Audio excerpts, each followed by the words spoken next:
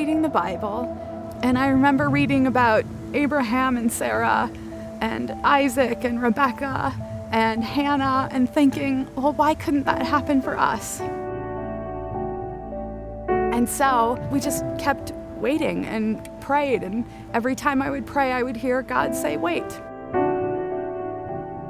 I thought, wait, because it's gonna happen, you'll get pregnant. And so that's what we held out for, that's what I held out for. After 10 years, and it was hard, there are things like Mother's Day where you go into church and everybody's given a rose, and I would be given a rose as a default because I was a woman, but it felt kind of false. It felt like this person's just pitying me or feels bad for me, or is just, there's this awkward situation, so here, have a rose. And I would go sit in the pew, and I knew that the whole service would be just trying not to break down crying.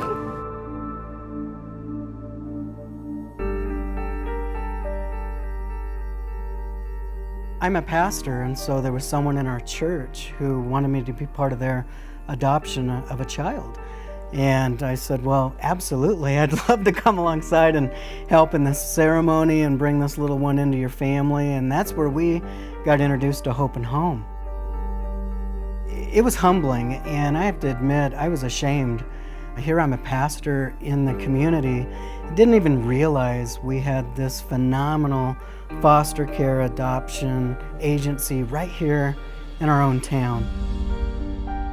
It is at that time God said, I want you to explore this new world. We've been pastors, youth pastors, raising 5 kids. It didn't even enter our mind that we had room for more children, and God said, I want you to explore it. My wife always uses this statement. She says, to the world you may be one person, but to one person you may be the world. So we decided to open our home to some children. And our very first placement were Angel and Kendall. Angel was severely abused and was fighting for his life.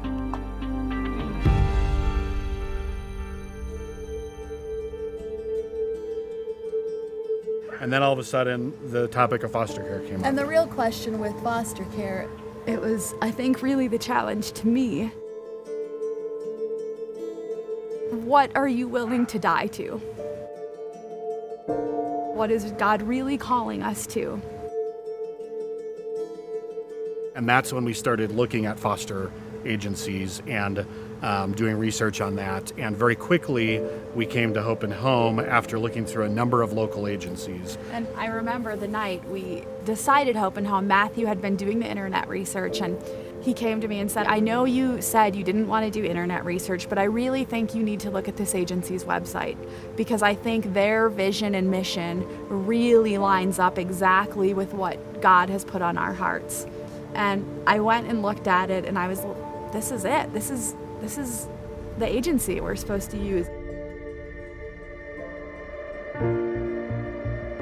I remember we sat with Karen, who gave us our tour at Hope and Home, and she said, so what ages? And we said 0 to 18. And we said, and we're willing to be open to boys or girls, any race or ethnicity.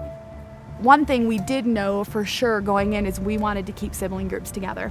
That was huge on our heart. And so then we got licensed, and our children arrived less than 24 hours later. The door opened, and there were these 4 beautiful kids, and I instantly kind of fell in love with them.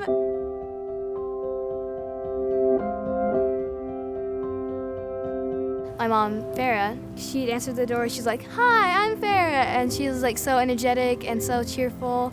And I was just like, whoa. Because I was like never like used to having people like be that like cheerful to me. I kept calling Farah mom and Matthew dad from that point on, and I was just happy.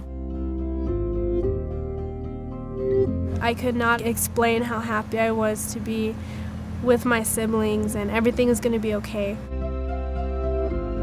I've been able to be a teenager. I've been able to do so many things. I've been able to sleep at night. I've been able to have nightmares and my mom be there for me and ask me if anything's wrong, if I need anything, for her to be there and caress my hair and let me know that I'm safe, to let me know my siblings are safe. Hope and Home means a great big part of my life to me. Sharing their story became healing for them.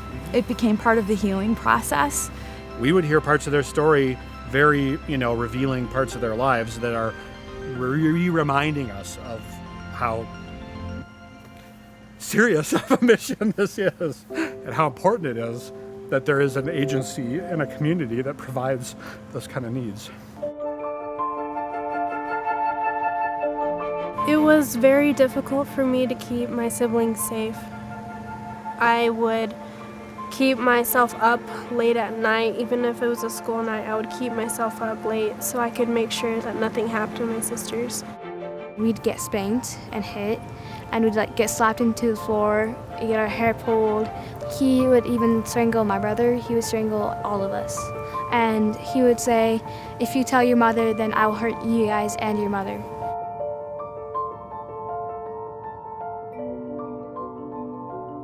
We really realized how unique Hope and Home was, that they came alongside their families, they supported their families, they loved us, they were our cheerleaders.